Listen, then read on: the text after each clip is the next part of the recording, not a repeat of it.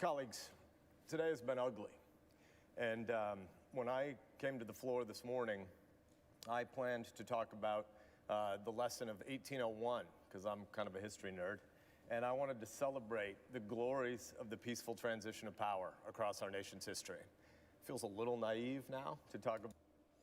And we're live. Okay, Ben Sass now talking about the, he's getting his time in front of Congress, so let's join him.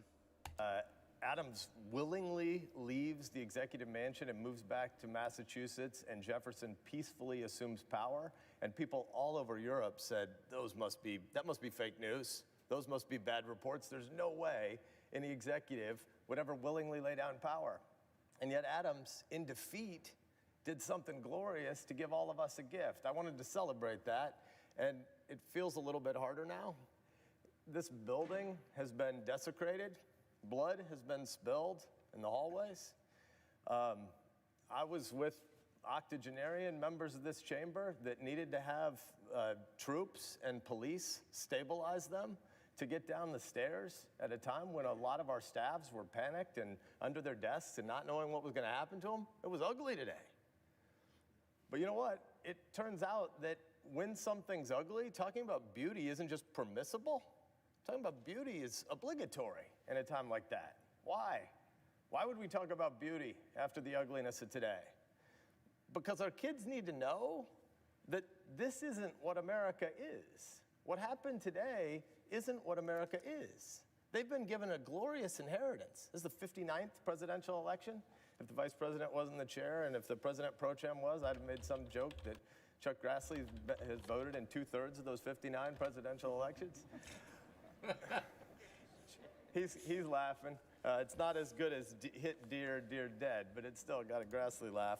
I don't think we want to tell the Americans that come after us that this republic is broken, that this is just a banana republic, that our institutions can't be trusted. I don't think we want that. We don't want that in this body. We don't want that in our hometowns. I don't think we want to tell our kids that America's best days are behind us, because it's not true. That's not who we are. America isn't Hatfield's and McCoy's blood feud forever. America's a union. There's a lot that's broken in this country, but not anything that's so big that the American people can't rebuild it, that freedom and community and entrepreneurial effort and that neighborhoods can't rebuild. Nothing that's broken is so big that we can't fix it. Generations of our forefathers and our foremothers, probably not a word, our ancestors, have spilled blood to defend the glories of this republic. Why would they do that? Because America is the most exceptional nation in the history of the world, and because the Constitution is the greatest political document that's ever been written. Most governments in the past have said might makes right, and we saw some of that hooligan nuttery today. Might makes right. No, it doesn't. God gives us rights by nature, and government is just our shared project to secure those rights. America has always been about what we choose to do together, the way we reaffirm our constitutional system, where we've got some governmental tasks, and we all in this body could do better at those governmental tasks, but the heart of America is not government. The center of America is not Washington, D.C. The center of America is the neighborhoods where 330 million Americans are raising their kids and trying to put food on the table and trying to love their neighbor. That's the center of America. We're not supposed to be the most important people in America. We're supposed to be servant leaders who try to maintain a framework for ordered liberty so that there's a structure that back home where they live, they can get from the silver frame of structure and order to the golden apple at the center, as Washington would have said it, which is the things that they build together. The places where they coach Little League, the places where they invite people to synagogue or church. Sometimes the big things we do together are governmental. Well, let's see, lower that a little bit. Lower that a little bit. Okay. So, Ben Sass, Republican. I really wish I had been able to get this thing started properly earlier. We saw Kelly Loeffler pull back from her objections. Another Republican, I can't remember his name, who was also going to object, very distinctly and succinctly stated they were not going to continue with this. And everyone is pointing it at Trump right now. The Republicans, not as much, but we'll go back here and listen to what he has to say now.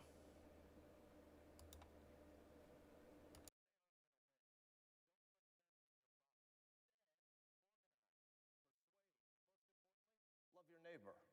Visit the widower down the street who's lonely, no one tell anybody that his wife died and he doesn't have a lot of friends. Shovel somebody's neighbor, or shovel somebody's driveway. You can't hate somebody who just shoveled your driveway. The heart of life is about community and neighborhood, and we're supposed to be servant leaders. The constitutional system is still the greatest order for any government ever, and it's our job to steward it and protect it. Let's remember that today when we vote. Democratic leader. Senator Durbin. Senator from Illinois. Thank you, Mr. Vice President. In March of 1861, a Springfield lawyer caught a train to Washington. His name was Abraham Lincoln. It wasn't his first trip here. He'd served as a congressman 15 years before, and he returned in the beginning of the Civil War to serve as president. It was a different place than he knew it as congressman. In 15 years, it had changed a lot. The Spriggs boarding house across the street, which is now the Library of Congress, was gone. And this building was changing. Big changes. They're building a dome on the Capitol. But they were also in the earliest days of a war, and President Lincoln was counseled, stop building the dome. It costs too much money, and we can't spend any more time on it. And he said, no, we're going to build that dome and we're going to finish it. That dome and this building will be a symbol of this country that will survive this Civil War and come back strong. So they built the dome, they won the war, and since those days, that dome and this building have been a symbol to this country, a symbol of unity and of hope. Tourists come through here before COVID-19 by the tens of thousands. And if you've ever noticed their tours, they're often shushed. People are saying, show some respect for this building.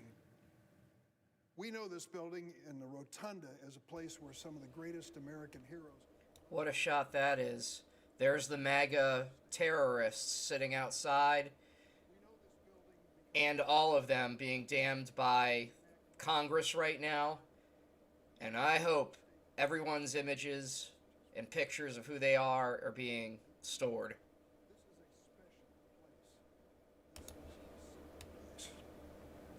But this sacred place was desecrated by a mob today, on our watch. This temple to democracy was defiled by thugs. Sorry, I had the who volume. roamed the halls and sat in that chair, Mr. Vice President, the one that you vacated at 2:15 this afternoon, sat and posed for pictures, those who were roaming around this chamber. What brought this on? Did this mob spring spontaneously from America? No. This mob was invited to come to Washington on this day by this president for one reason, because he knew the Electoral College vote was going to be counted this day. Thank you, Senator He Durbin. wanted this mob to disrupt the constitutional process which we are part of. This mob was inspired by a president who cannot accept defeat. If you wonder whether I'm going too far in what I say, just read the transcript with the Secretary of State from Georgia. No kidding. And listen to this president's wild conspiracy theories, one after the other, swatted down by that Republican elected official and his attorney as having no basis in fact. This president begs, he coaxes, he even threatens that Secretary of State to find the votes he needs. In any other venue, that would be a simple, obvious crime. The lengths he will go to are obvious. The Texas senator says to us, well, many people still agree with him, you know, when it gets down to the bottom line. Okay. Many people have fallen for this presidential position that it must have been a rigged election if I lost. Well, I would say that after we've lost count, 57 lawsuits, 62 lawsuits, I've heard so many numbers, after 90 different judges, after this president took his case, the best he could put together, to the highest court in the land across the street, where he has personally chosen 3 justices on the Supreme Court, I say to the senator from Texas, you know much more about that court than I do. I don't believe they let that paper that he sent up there even hit the desk before they laughed it out of the court. Thank you. And that's the best he had to offer. No evidence whatsoever of this rigged election and this fraudulence. The senator from Texas says, we just want to create a little commission. 10 days, we're going to audit all the states. Yes, he's definitely hitting Cruz here. Senator Cruz getting blown up. Find out what actually occurred. And it really draws its parallel in 1876, Hayes and Tilden. Don't forget what that commission, that so-called political compromise, achieved. It was not just some ordinary governmental commission. It was a commission that killed Reconstruction, that established Jim Crow, that even after a civil war which tore this nation apart, it re-enslaved African Americans. He is addressing Senator Cruz directly. When you see him looking over to his side right there, he is looking directly at Senator Cruz. Saying this, the vote we're going to have here is a clear choice of whether we are going to feed the beast of ignorance or we are going to tell the truth to the American people. We saw that beast today roaming the halls. Let's not invite it back. Wow. Majority Leader. President, I yield up to 5 minutes to the senator from Kansas, Senator Marshall. Senator from Kansas. Just so you know, Ted Cruz has not spoken after this yet. Coast, and this has been a tragic and historic day in the United States.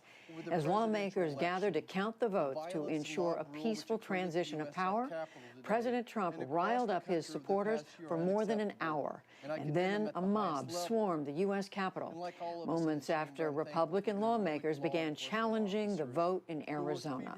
It was a violent takeover. The mob broke in past Capitol Police.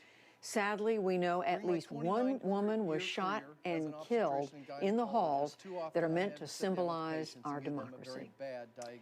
Our Lisa Desjardins is at the Capitol now. She has been there all day. And our Yamiche Alcindor is at the White House. Lisa, we've been watching the debate resume in the United States Senate tonight over whether or not the electoral votes should be counted from the state of Arizona.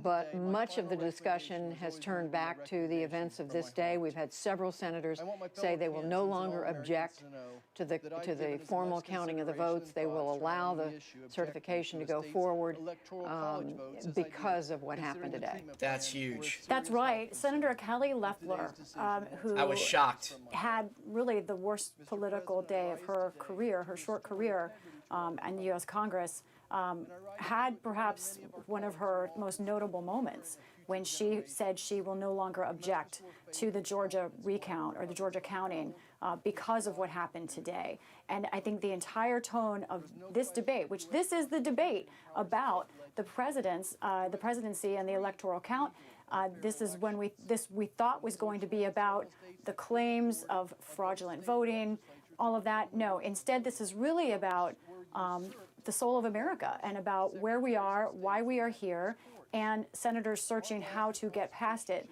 I think we will be having this moment for a long time. And I think the House is about to come into session. My TV is on full blast, excuse me. The chair will address the chamber. Yeah, we are watching at the same time. The Senate has been in session, the House just now coming back into session. Perhaps we want to dip into that for just a moment, Lisa, and then we'll come back to you. Yeah, we missed the beginning of the Senate. I'm so sorry about that, but here we go for the House. Congress has returned to the Capitol. We always knew that this responsibility would take us into the night and will stay as long as it takes. Our purpose will be accomplished.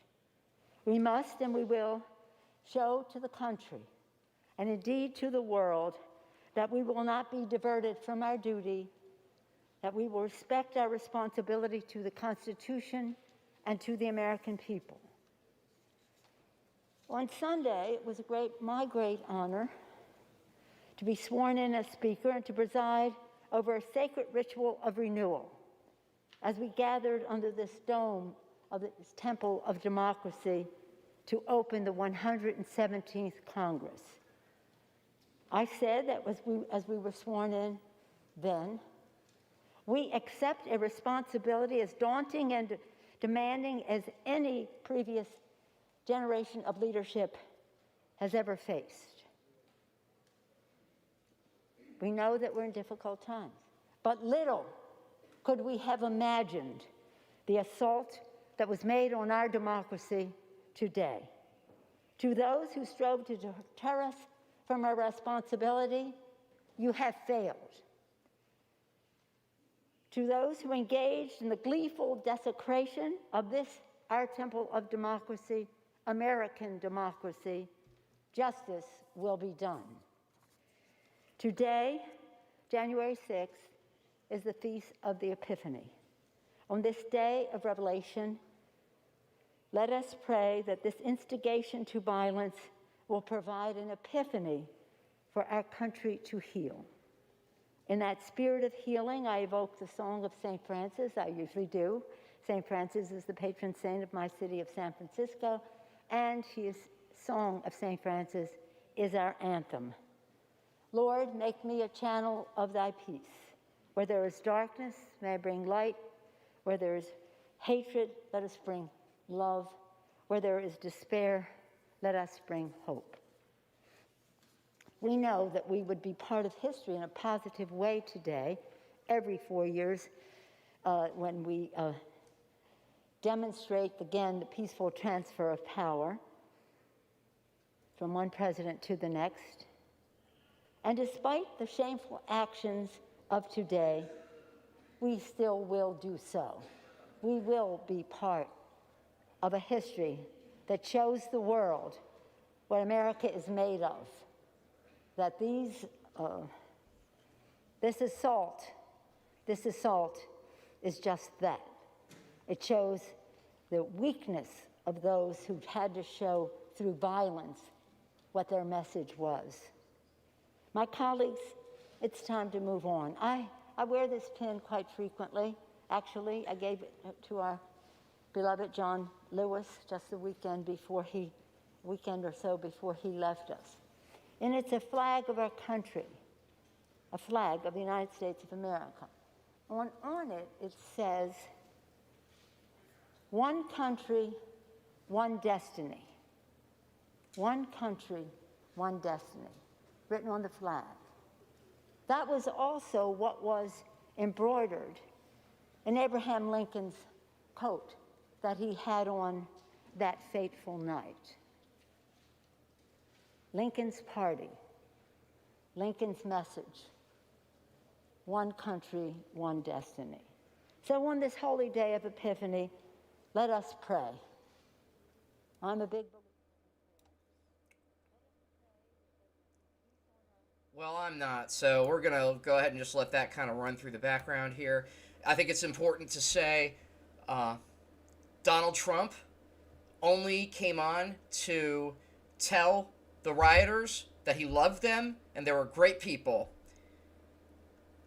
And please go home. I mean, it was just insane. Twitter has actually suspended his account for the first time ever. It's crazy.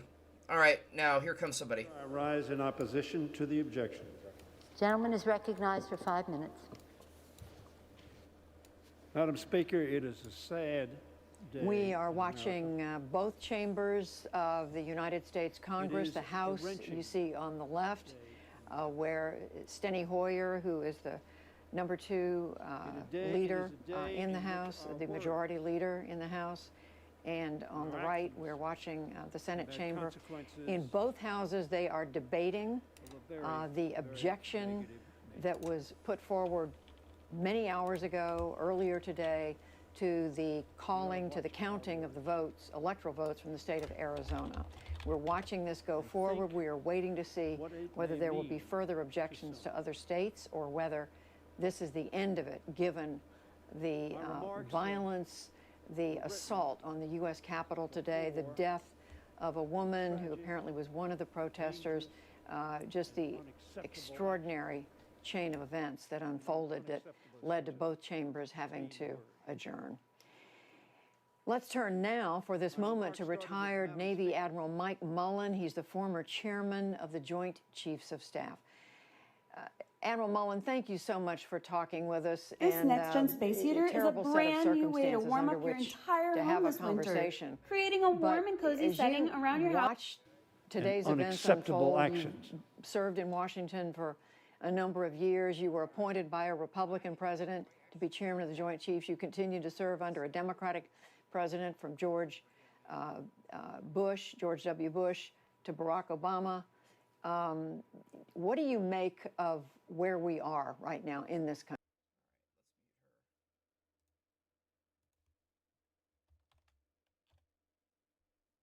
Attacked by the enemy within. I was here on 9/11 when we were attacked by the enemy. This is more without. important than hearing the retired person, general, whatever.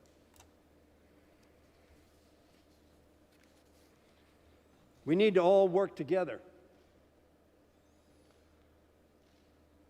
to tame and reduce the anger,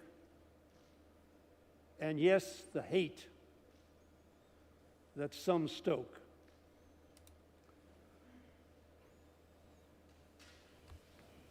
What some, not all, Madam Speaker, but some in this House and in this Senate are doing today will not change the outcome of the election, which is the clear and insurmountable victory of President-elect Biden and Vice President-elect Harris. So it was the Senate we saw where they kind of said they were not going to be doing this objection.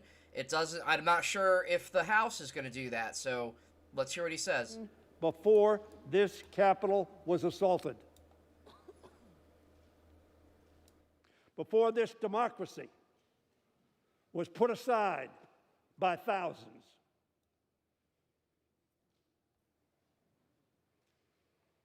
encouraged by the Commander-in-Chief.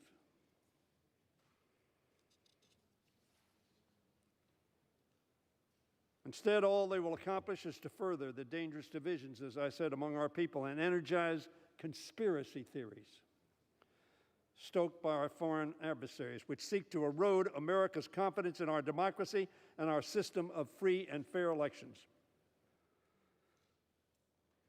I was here in 2000.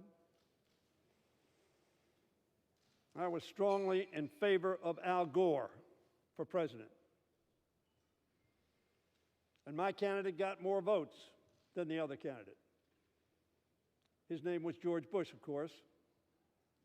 And one of the saddest days was January 20th of 2001, when our candidate, who won the election in my view, was not elected.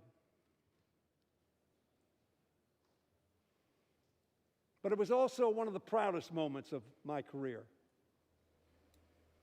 because the greatest power on earth passed peacefully,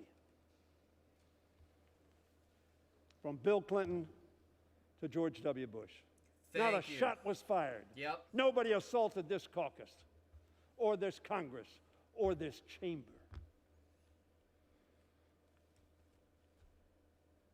Because we were not disappointed? No. Because we were not angry? No. Because we believe in democracy. We believe in we the people. And the way the people, one of the speakers, I think it was the senator from Texas, expressed, we're here for the people. If those were the people, we're in a lot of trouble. Our electoral system, our democratic system, however, did not break under the strains of the misinformation, the claims of fraud, which court after court after court have dismissed out of hand. Not because there was a little evidence, because there was no evidence. That's why we're the longest-lasting constitutional democracy in the world. I hope all of us in this body are proud of that and understand why that's the case. Because, as Dick Gephardt said on this floor many years ago, democracy is a substitute for war to resolve differences. It proved once more the ever-beating strong heart that gives life to our republic and our freedoms. That strength, Madam Speaker, is derived in part from our institution and our laws. But most importantly, it is powered by citizens and leaders' commitment to our Constitution. Not just us, we swear an oath. But it's all of America. Barack Obama spoke from that chamber and he said, I'm going to be taking another title next year, citizen. And he was proud to take that. And every citizen needs to protect, preserve, and uplift our democracy. Some today did not do that. Many today. 68 years ago in Springfield, Illinois, Governor Adlai Stevenson gracefully conceded his loss to General Dwight Eisenhower. He said this, it is traditionally American. He told his deeply disappointed supporters to fight hard before an election. But then he added, it is equally traditional to close ranks as soon as the people have spoken. Not the Congress, not the electors, the people have spoken. That which unites us as American citizens is far greater than that which divides us as political parties. It was another man from Springfield, 68 years earlier, who won re-election to the presidency in a national crisis that tested our country and its democratic institutions. I got to look up how long a who fourscore pleaded is. even in his hour of victory for the same spirit of reconciliation. That was the party of Lincoln. That hasn't happened. They are going to harangue the Republicans as the party of Lincoln this whole time, and as well they should. He asked, may not all, having a common interest, reunite in a common effort to save our common country? Such is the duty of an American who stands for elections or participates in our politics, to be either humble in triumph or gracious in defeat. I've lost some elections, not too many, and I've won a lot of elections. And I hope that I've been gracious in defeat and humble in victory. I hope that I put my state and my country first, not myself. It is clear to all that the outgoing president has not followed the path that Stevenson and Lincoln urged. So we, the people, each one of us represents about 750 to 800,000 people, some a few more, less. The people. And they've spoken in the way that our Constitution set for them to be heard by us and by the country. They voted. And they voted pretty decisively. We, the people, together must turn away from divisions and its dangers. The senior member of our body, Don Young from Alaska, spoke the other day when we were sworn in and said, ladies and gentlemen of this House, we are so divisive that it's going to destroy our country. We need to reach out and hold one another's hands. We all have a title that we honor more than any other. Perhaps parent, perhaps husband, but we are all Americans. Not Americans are, not Americans D. We are Americans. Let us hope today that tonight that we act like Americans, not as D's and R's, but as Americans.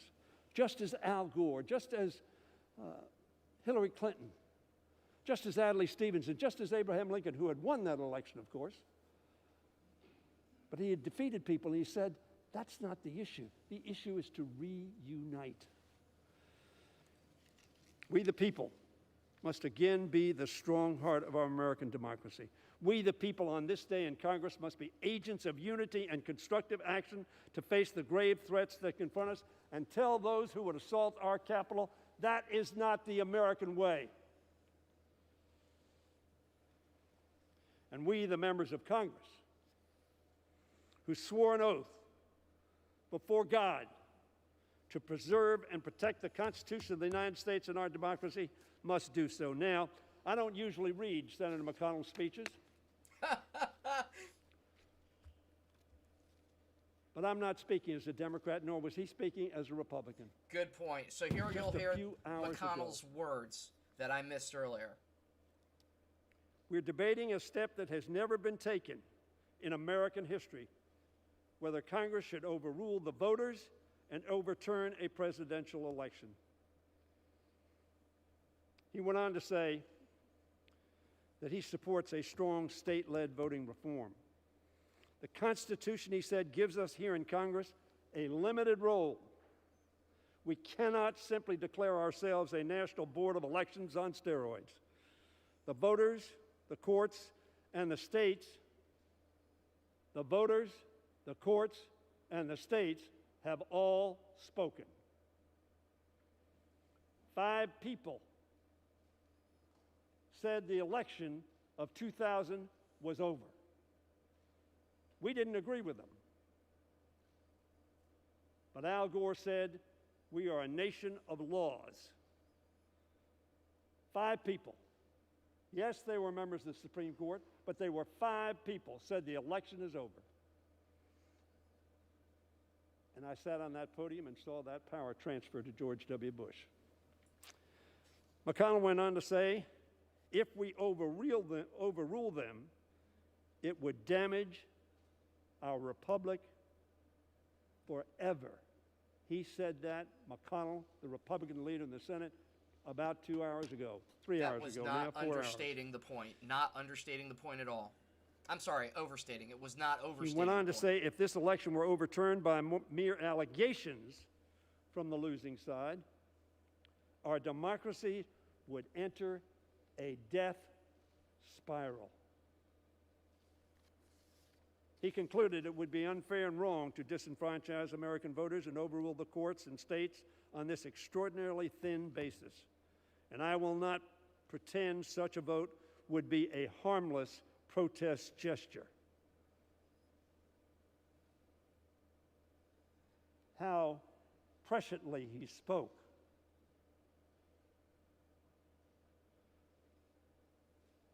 People who think that the election has been stolen, there's some fraud. Why do they think it? Because the commander-in-chief said so. And they respect him and they follow him. And words matter. Pete, as he ended, I will not pretend such a vote would be a harmless protest gesture while relying on others to do the right thing. I will vote to respect the people's decision and defend our system of government as we know it.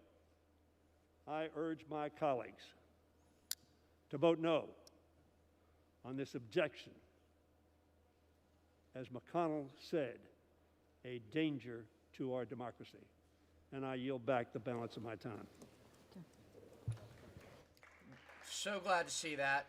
So glad to see that. Now let's hear a Republican. For what purpose does the gentleman from California seek recognition? I rise for the point of personal privilege to address the House for 5 minutes. Without objection, the gentleman is recognized for 5 minutes. Thank you, Madam Speaker. 5 minutes. I rise to address what happened in this chamber today, and where do we go from here? Kevin McCarthy.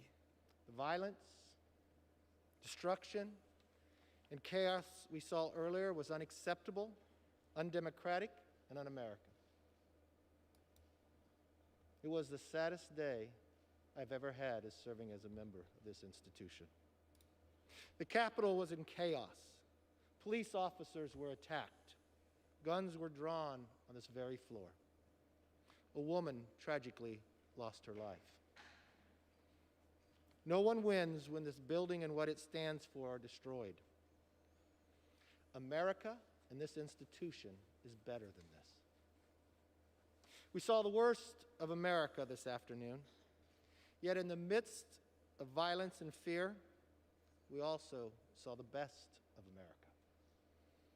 It starts with our law enforcement, the Capitol Police, the National Guard. Thank you for that. Now, why people aren't being arrested outside and still hanging out after the curfew, I don't understand that.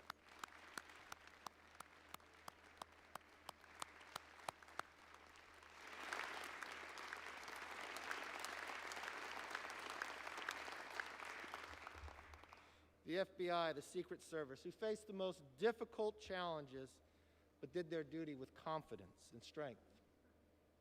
Many of them are injured right now. And it also extends to this chamber, where both Democrats and Republicans showed courage, calm, and resolve. I'd like to recognize the members now who helped to hold the line. Mark Wayne Mullen, Tony Gonzalez, Jason Crow, Pat Fallon, and Troy Nels. Working with the Capitol Police, they ensured the floor of this chamber was never breached. These are the heroes among us. Thank you for this sign of courage.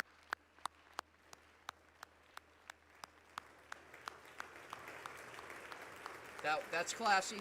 That's classy.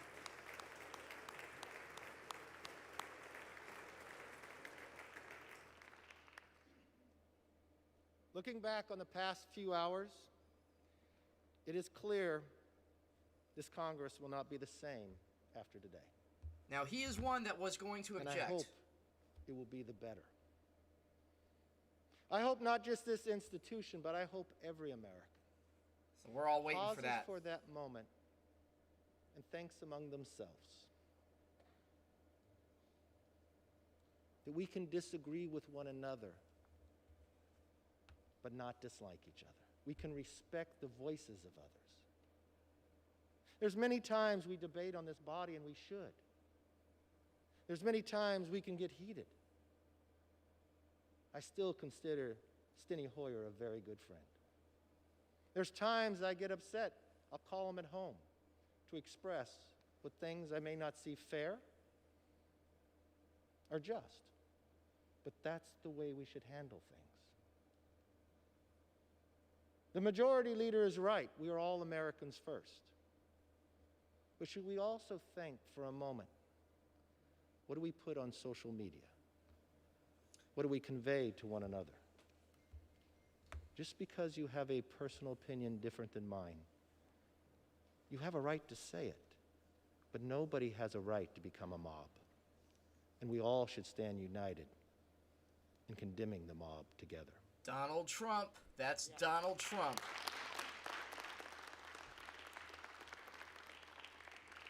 We solve problems before our nation not through destruction, but through debate. That is the heart of this democracy. I know what we debate today is tough, but it's just, it's right. This isn't the first side of the aisle that's ever debated this issue. I thought what Madam Speaker said back in 2005, this is democracy at its best, when they talked about a presidential election in Ohio. These are the moments that we should raise the issue about integrity and accountability and accuracy in our election. Uh-oh. Uh-oh. You know what we should do the next difference? Not just raise the issue, but work together to solve. He needs to not bring this objection up front right now. He needs to not do that. Now is the moment. Now is the moment to show America we can work best together. I will tell you,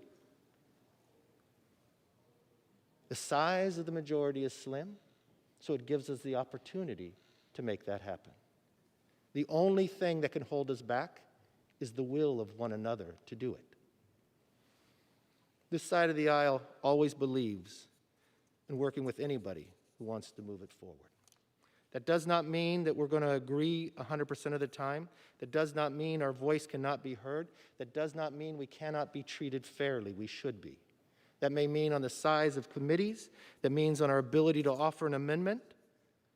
It means on our ability to have our voice. But at the end of the day, it helps us come to a better conclusion. By returning here to complete the work we were sent to do, we are proving that our democracy cannot be disrupted by criminal behavior. We will not falter, we will not bend, and we will not shrink from our duty.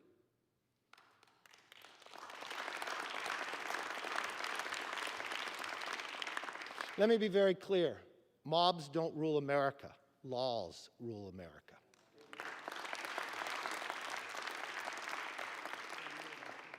It was true when our cities were burning this summer, and it's true now.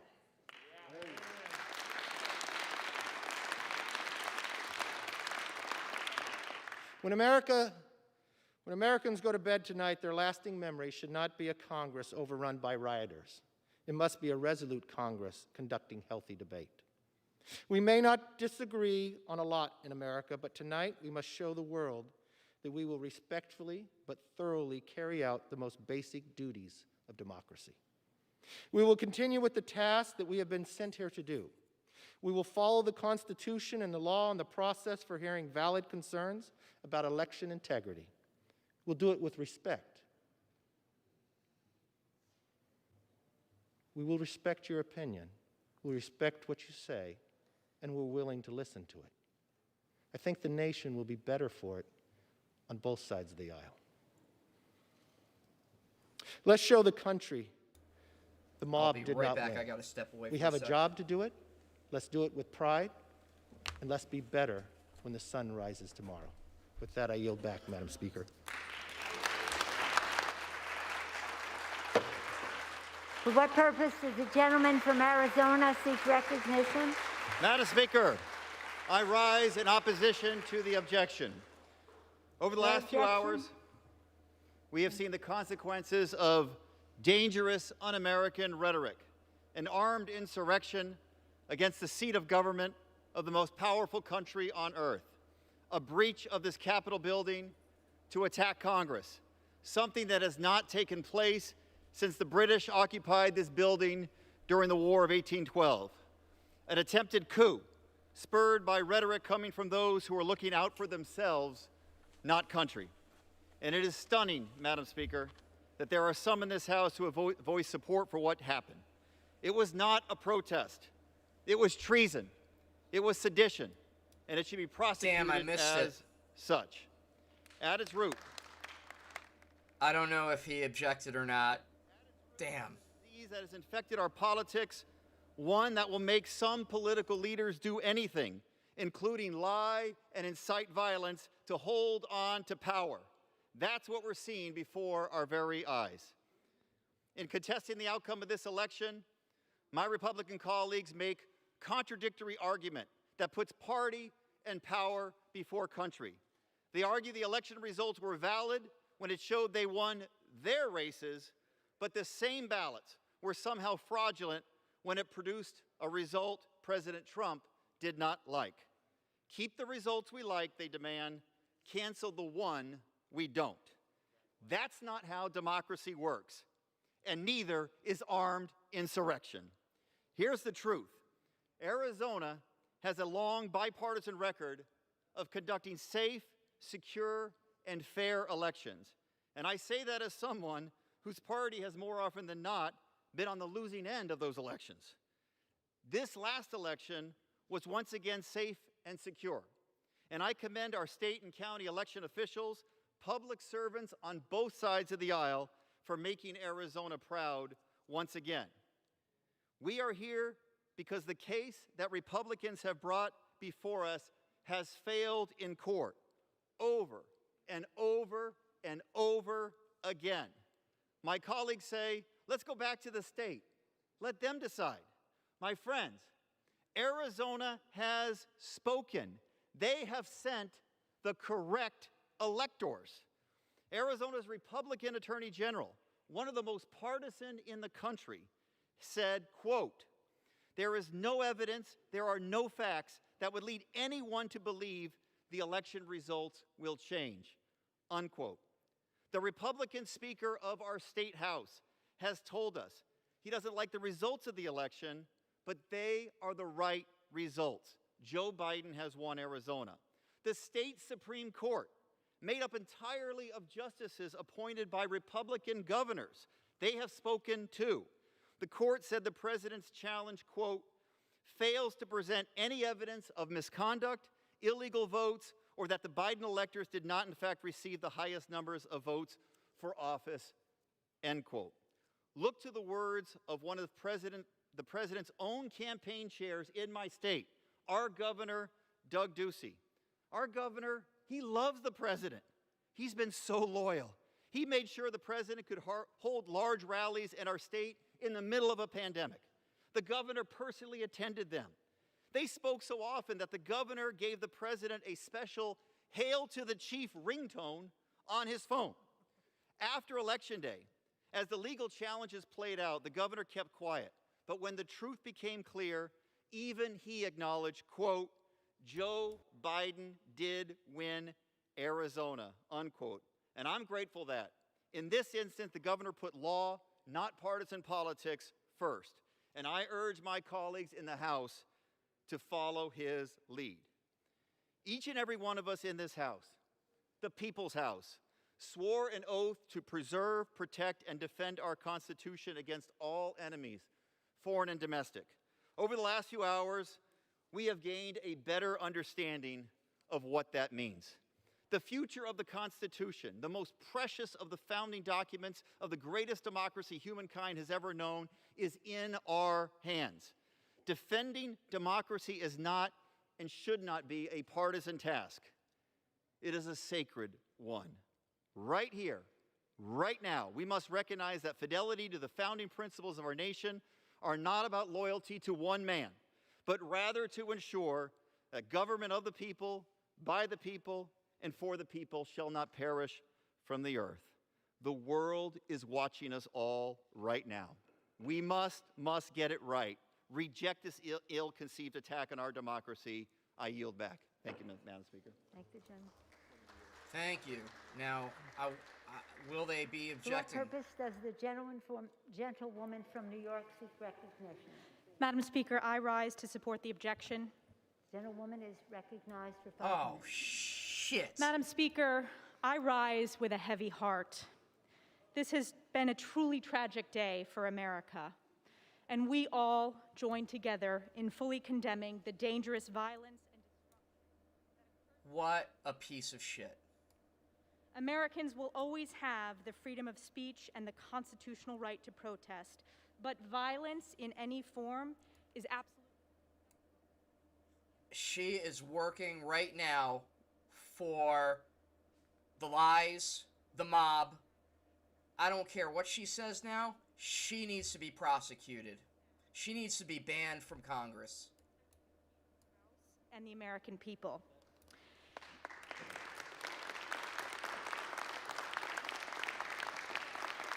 Oh, sure.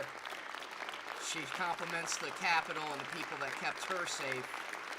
Now she's going to endanger everybody else's life by feeding into the lie. This hallowed temple of democracy is where generations of Americans have peacefully come together to face our nation's greatest challenges, bridge our deepest fissures, and create a more perfect system of government. This is the appropriate place we stand to respectfully and peacefully give voice to the people we represent across our diverse country. The representatives of the American people in this House are standing up for 3 fundamental American beliefs. The right to vote is sacred, that a representative has a duty to represent his or her constituents, and that the rule of law is a hallmark of our nation. And in the spirit of healing, those are not my words, those are the words of you, Madam Speaker, from this very chamber, when some of my colleagues and friends across the aisle objected to the 2005 Electoral College certification. In fact, there were objections on this floor to the certification of nearly every Republican president in my lifetime. In 1989, in 2001, in 2005, and in 2017. So history is our guide that the people's sacred house is the appropriate venue for a peaceful debate. And this peaceful debate serves as a powerful condemnation to the violence that perpetrated our Capitol grounds today. The violence that was bullshit. All those other times, none of them were based on lies. Lies and propaganda put out by the President of the United States. Lies and propaganda that had not been adjudicated by the courts and thrown out. She needs to be taken out. I don't mean taken out. She needs to be taken out of Congress. Tens of millions of Americans are concerned that the 2020 election featured unconstitutional overreach by unelected state officials. They're only concerned because you told them to be concerned. They're not concerned because there's any justification for it. You know, they create their own problems, and then they go ahead and say, well, we're going to solve all this. This is a huge problem. But it's not a problem at all. They invented it. Eliminating signature matching requirements. Oh, God. In Georgia, there was constitutional overreach when the Secretary of State unilaterally and unconstitutionally gutted signature matching for absentee ballots and, in essence, eliminated voter verification required by state election law. So what they're saying now, too, this party of states' rights, New York isn't saying that their elections were bad. The ones that got her elected into office, those are fine. But states that she's not even part of, where people made the decisions clearly on who was going to be the next president, and the courts already heard those. God, she's throwing all of them out. All of these lies. Stamping ballots with the previous day's date. What a My bitch. North Country constituents and the American people cherish the Constitution, and they know, according to the Constitution, elected officials closest to the people in state legislatures have the power of the pen to write election law, not unelected bureaucrats, judges, governors, or secretaries of state. To the tens of thousands of constituents who have reached out to me, thank you. Please know that I'm listening and I hear you, both those who agree and those who disagree. Our constitutional republic will endure this tragic day because the Founding Fathers understood Congress and the American people would face unprecedented and historic challenges by debating them on this very floor. I believe that the most precious foundation and the covenant of our republic is the right to vote and the faith in the sanctity of our nation's free and fair elections. And we must work together in this House to rebuild that faith so that our elections are free, fair, secure, and safe, and most importantly, that they are according to the United States Constitution, and I yield back. Thank you. Mr. Boyd? Where's he from? Texas. For what purpose does the gentleman from Texas seek recognition? I rise in opposition to the objection, Madam Speaker. Without objection, the gentleman is recognized for 5 minutes. Madam Speaker, today the People's House was attacked, which is an attack on the Republic itself. There is no excuse for it. A woman died, and people need to go to jail. And the President should never have spun up certain Americans to believe something that simply cannot be. I applaud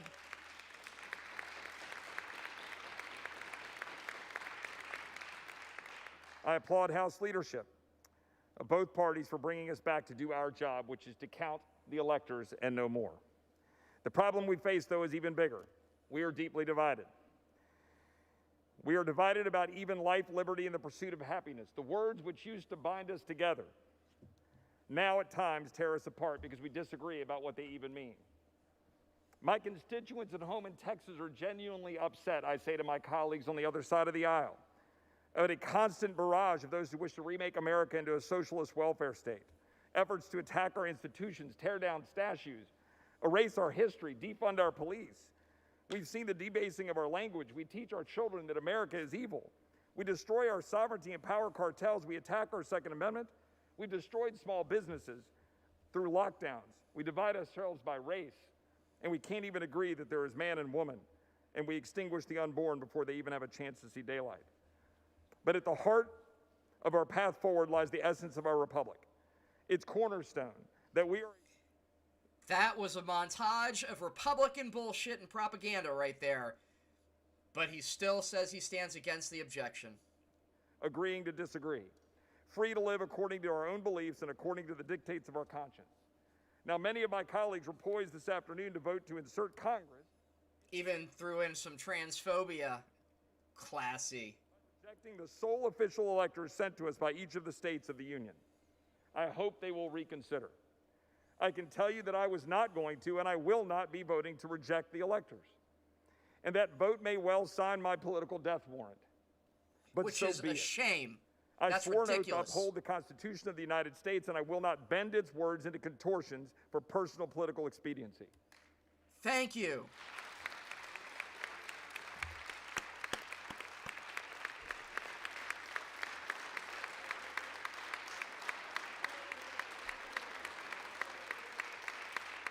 That's the Democrats applauding him. Number one, rejecting the electors certified to Congress by sovereign states violates the 12th Amendment and the entirety of the Constitution it amends.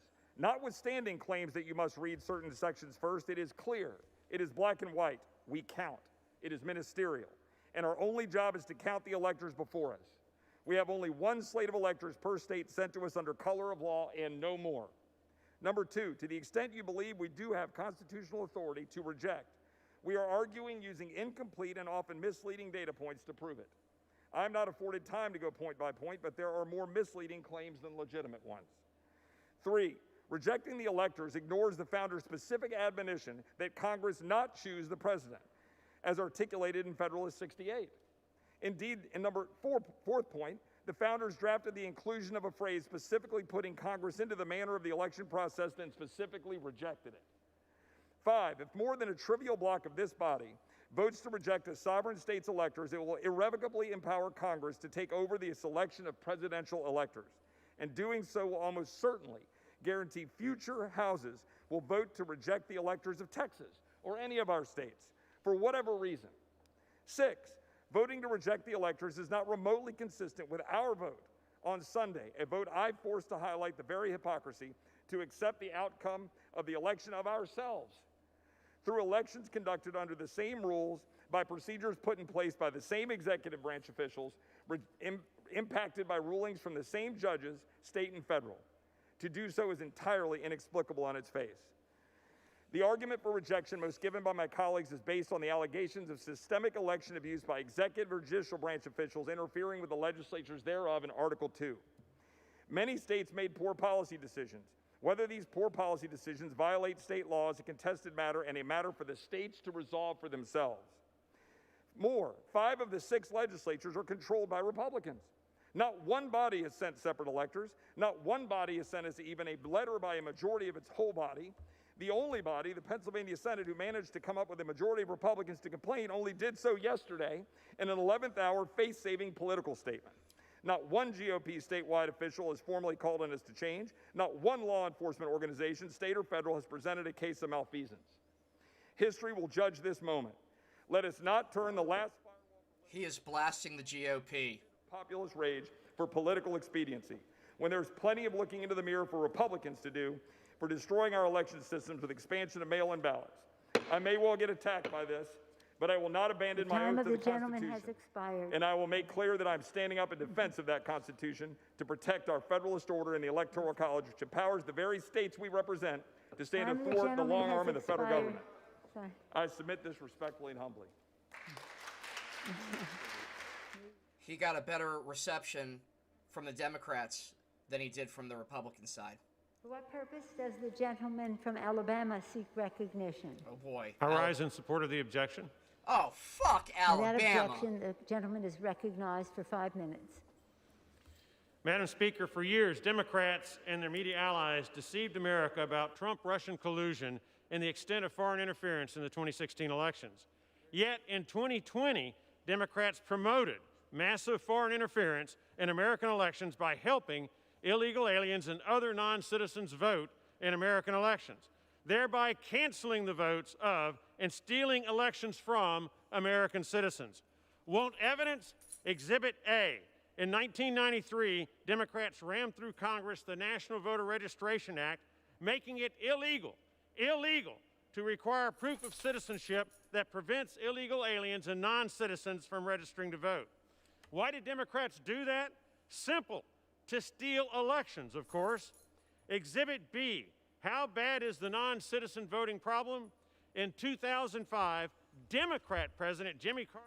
Mo Brooks, you fucking asshole. You are responsible for that lady getting shot today.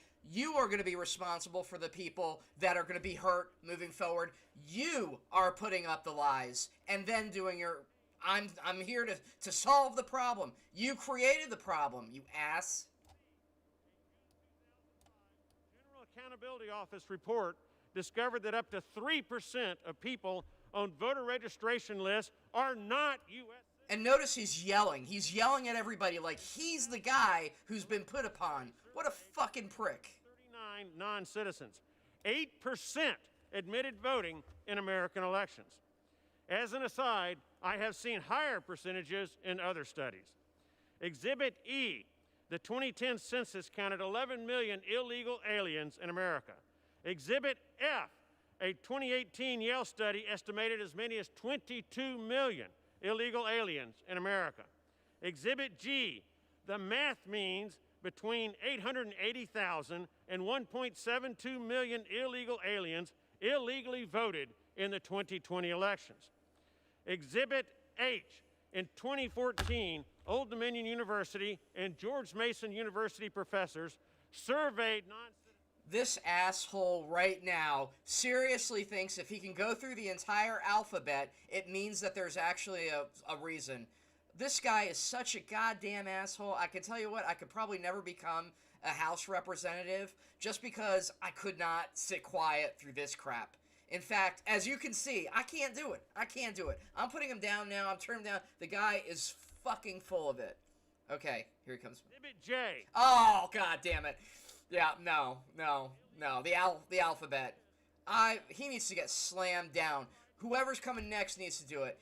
Large enough and critical enough to winning the presidential race that at the October 22nd presidential debate, Joe Biden publicly solicited the illegal alien block vote by promising, quote, within 100 days, I'm going to send to the United States Congress a pathway to citizenship for over 11 million undocumented people.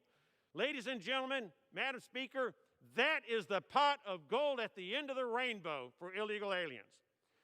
Joe Biden knew exactly what he was doing by seeking the illegal alien block vote. After all, on May 11th, 1993, then Senator Joe Biden voted for the National Voter Registration Act that makes it illegal to require proof of citizenship from illegal aliens and other non-citizens when they seek to register to vote. Madam Speaker, the evidence is compelling and irrefutable.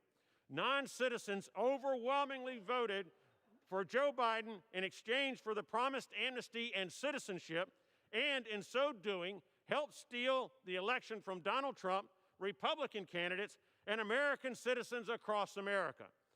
Madam Speaker, in my judgment, if only lawful votes cast by eligible American citizens are counted, Joe Biden lost and President Trump won the Electoral College. As such, it is my constitutional duty to promote honest and accurate elections by rejecting Electoral College vote submissions from states whose electoral systems are so badly flawed as to render their vote submissions unreliable, untrustworthy, and unworthy of acceptance.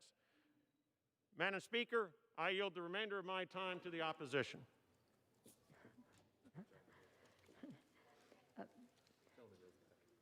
Gentleman yields back. What an asshole. Fucking asshole. What purpose does the gentleman from New York State seek recognition? Sorry about that. Madam Speaker, as a proud Republican, I rise in opposition to the objection to the electors. Thank you. Thank you. Without objection, the gentleman is recognized for 5 minutes.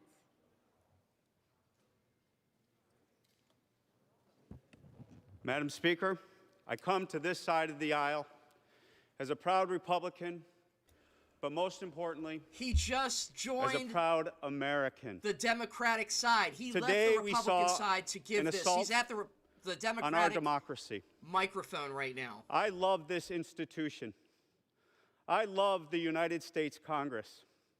And I love the United States of America.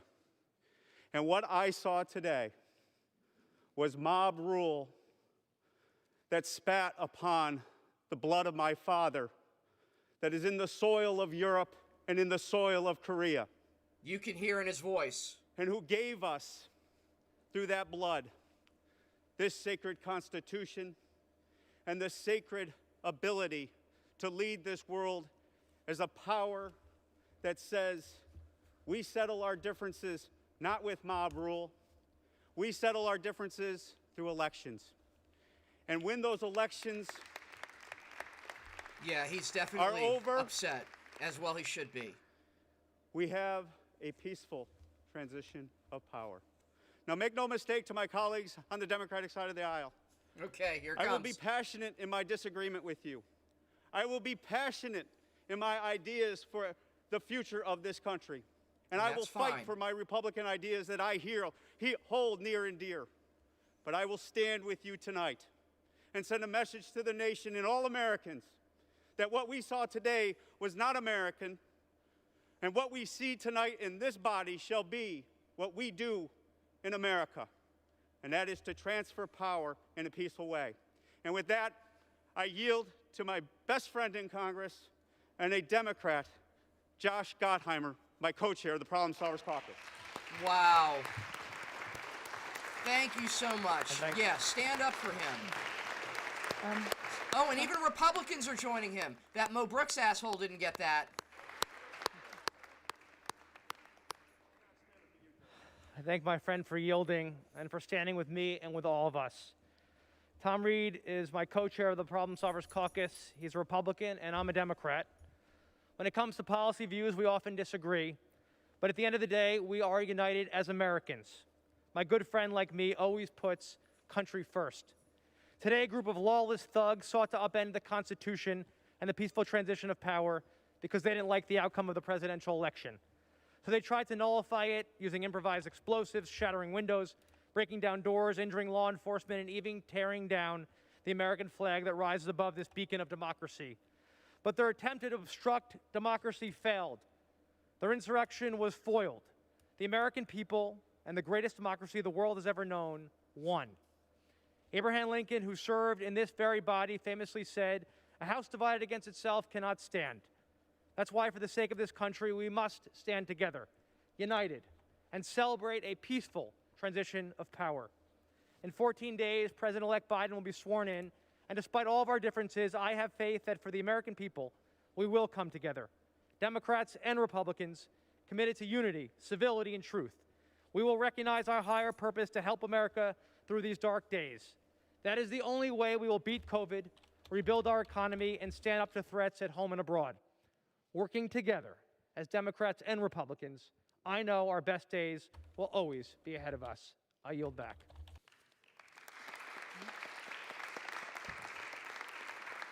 Madam Speaker, I encourage my colleagues to always search their conscience and their souls.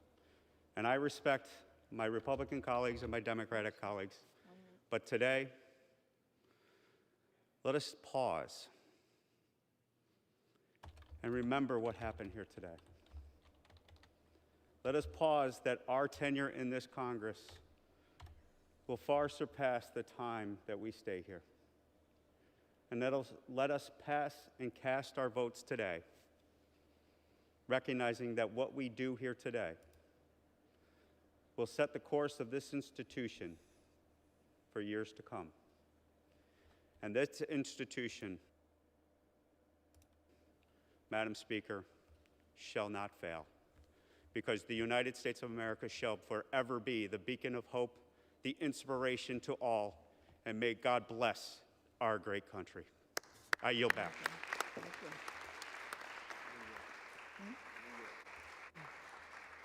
For what purpose does the gentleman from New York seek recognition? Madam Speaker, I rise in support of the objection. That was nice. Oh, shit, another... The gentleman is recognized for 5 minutes. Another jackass. Thank you, Madam Speaker. My constitutional oath is sacred, and I have a duty to speak out about confirmed, evidence-filled issues with the administration of the 2020 presidential election. He says confirmed, evidence-filled. Lie 1 and lie 2. And then he rolls from there. and ballot collection protections were weakened on top of the million bullshit, bullshit, and bullshit. Mail-in ballots. Many of my constituents have been outraged and demanding that I voice their objections here today. This debate is necessary because rogue election officials, secretaries of state, and courts Okay. circumvented state election laws. I can't watch the House. We're gonna go back. I can't do it. These guys are just assholes. I'm sorry. The Republicans that are gonna continue to object, they're assholes. I wonder if no senator will sign on to this. If they don't sign on to it, I don't know that it can be brought forward into the Senate. So we'll see. I forgot what the rules are on this.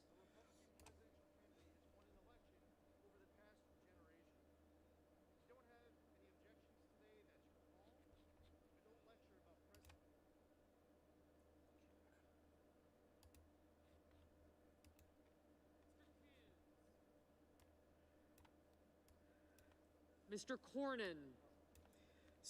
We're back at the Senate now. Ms. Cortez Masto. Okay, they're taking a vote. Mr. Missed Cotton. that. Tom Cotton said no, and he's Mr. an ass. Kramer. Mr. Crapo. Mr. Cruz. Ah! He's such Mr. a dick. They Daines. must... Ted Cruz, an asshole. They're probably talking about bringing it forward. If one of them signs on to it, like the jackass Cruz, who... To a vote on the objection that was raised by Senator Cruz and House members to counting the electoral vote from the state of Arizona. So far, the only no that I've heard, or yes, I should say, the only yes I've heard to sustaining this objection is Senator Cruz himself. Other Republican senators who came into this process supporting the idea of objection, including Senator Braun and others, so far have said no, that they would not support the objection. But let's continue to listen. Mr. Heinrich. Mr. Hickenlooper. Ms. Hirono. No. Mr. Hoeven. Ah, Mrs. did you hear that? Smith. Oh, there's an ass. Mr. Inhofe. Inhofe. Mr. Johnson.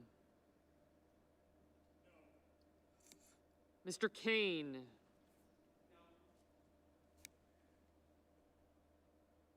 Mr. Kelly. Mr. Kennedy. Of course. Mr. King.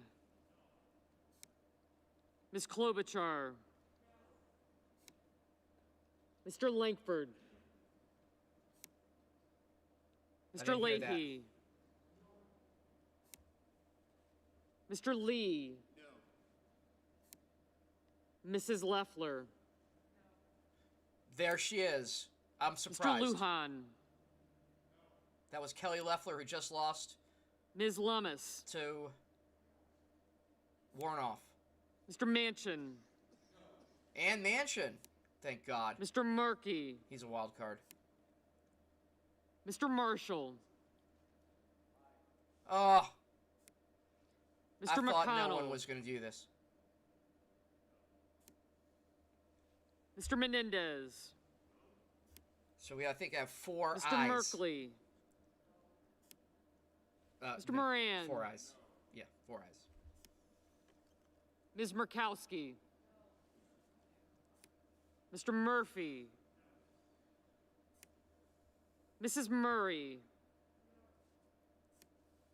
Mr. Paul. Mr. Peters. Mr. Portman. Mr. Reed. Mr. Risch. They need to ostracize everyone who Mr. said Romney. Ms. Rosen. Mr. Rounds. Mr. Rubio. Mr. Sanders, Mr. Sass, Mr. Schatz, Mr. Schumer, Mr. Scott of Florida, Mr. Scott of South Carolina, Mrs. Shaheen, Mr. Shelby, Ms. Sinema, Ms. Smith, Ms. Stabenow, Mr. Sullivan, Mr. Tester, Mr. Thune, Mr. Tillis, Mr. Toomey, Mr. Tuberville, What are we, Mr. 5? Van Hollen, Mr. Warner, Ms. Warren, Mr. Whitehouse, Mr. Wicker, Mr. Wyden, Mr. Young,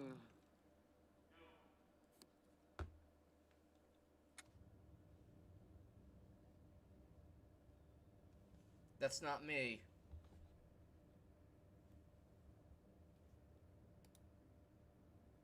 We lost audio here. That's not me, though. That's actually on the stream, I think.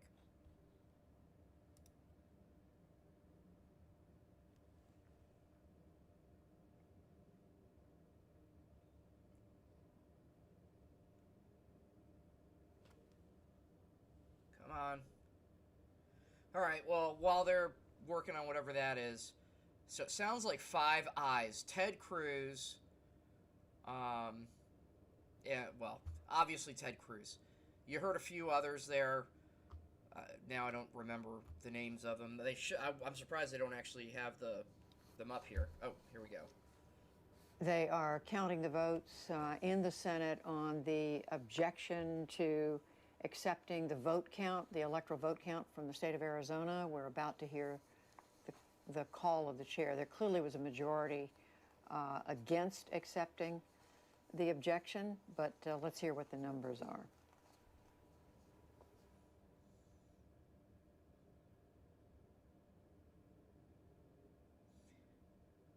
And I seriously am not kidding about there should be charges brought the senators to the people that we heard support this. Who accept the objection are some of the original group of objectors. That they include Senator Cruz of Texas, Hyde Smith of Mississippi, Senator Kennedy of Louisiana, Senator Marshall of Kansas, Senator Tuberville of Alabama, Senator Hawley of Missouri. It may be only those 6, but we'll see. I'm not sure about Senator Lankford. Of Oklahoma. I couldn't hear his vote. I think he said no. The House should not seat the representatives. So many of us have now is once the Arizona vote is determined in both the Senate and the House, will there be objections to the votes in other states, electoral votes? And if there are, will that lead to an extended debate? They are feeding into the frenzy. Senator Everyone that says yes. Senator Hawley of Missouri will object to Pennsylvania, but there will not be the drawn-out debate that we are seeing now, 2 hours for each chamber and so on. But we will see. Yeah, I'm not going to stay on for that much longer. But I'll tell you Looks what. as if they're checking on some of the votes here before they call. Seriously, so the total. So Nancy Pelosi and then the House Democrats, Nancy Pelosi should refuse to seat those representatives that jumped onto this and used it to help divide the country. At night Eastern time, the Congress is back in session, carrying out what they started to do early this afternoon when they went into session to begin to formally count the electoral votes. And let me add, as you guys may notice, President Trump,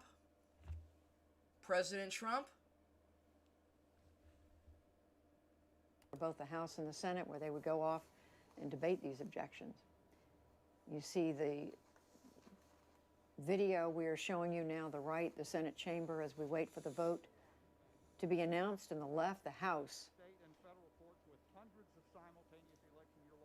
is continuing its debate on Arizona. They have not finished their 2 hours yet. As I've seen it, only the most experienced and independent judges appear to have recognized what was afoot. In the Fourth Circuit, dissenting judges Wilkinson and Agee said Trying to make sure that we are listening when they announce the vote in the Senate, where Vice President Mike Pence is presiding. Vice President Pence, under a lot of pressure today from President Trump, who he served very loyally, to do something, anything, to stop this electoral vote count from going forward. But the Vice President announced earlier today he was not going to do that. He was going to stick to his constitutional role, which is simply to preside over these proceedings, not to interfere, not to attempt to send these votes back to the states, which is what President Trump was asking him to do. This may be the vote. This may be the vote count coming now. Let's see. While we're at a little pause there, I will mention the rioters. Lisa Desjardins, you are watching.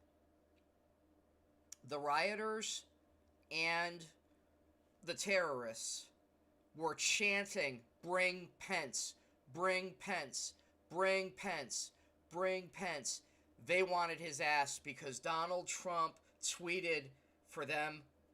Basically, he said, like, to his puppies, all these little brain dead Trumpites that have domestically terrorized the Congress today.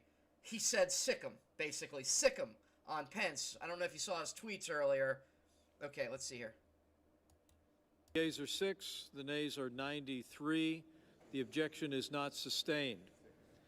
The Secretary will notify the House of the action of the Senate, informing that body that the Senate is now ready to proceed to joint session with further counting of the electoral vote for President and Vice President.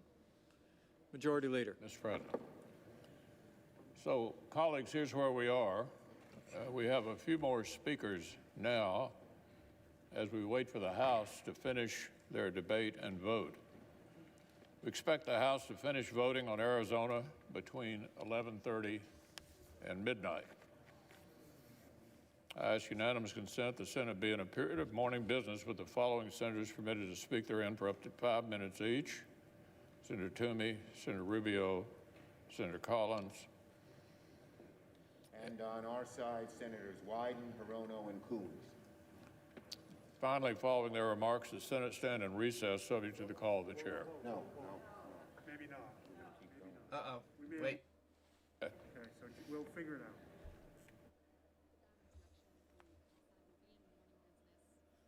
The Senate be in a period of morning business with the following senators permitted to speak therein for up to 5 minutes each: Toomey, Rubio, Collins.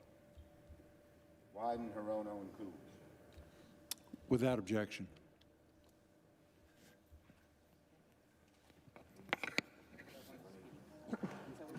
So what we heard Vice President Pence announce, excuse me, one of my producers is talking to me. Excuse me, I was, what I was starting to say was that the Senate, what we've heard the Senate Majority Leader Mitch McConnell say after Vice President Pence announced the results of the vote, which is essentially to oppose the objection to the Arizona vote count.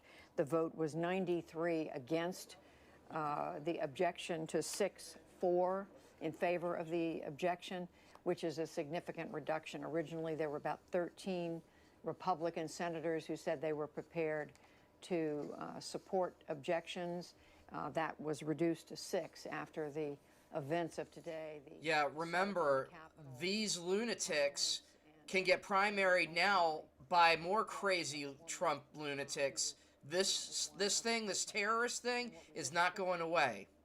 This is still going to be around as long as Donald Trump is free and sowing discord in this country. Clean this up for me, but basically saying they're going to allow some senators to speak, but that they will not be in active session until they go back into joint session, where the counting of the electoral votes will continue.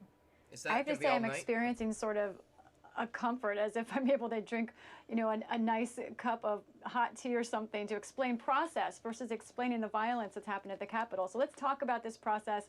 This is morning business. Really, it means an opportunity for senators to speak before usually the Senate would be doing voting or formal debates. And notice there was that fascinating moment, at least to me, when Senator McConnell said after those speeches, we will recess, subject to the call of the chair. And then you heard the Democratic side say, wait, no, hold on. And then you heard one of the officers involved, I think one of the secretaries, say, we'll work it out. We'll figure it out. I love this view of how actually legislation and governing happens. The reason I believe that they didn't want to recess subject to the call of the chair is they wanted to give the opportunity perhaps for other senators to speak should they choose. I also want to point out these six senators who are going to speak now, where we're waiting for the House to finish the Arizona debate and vote.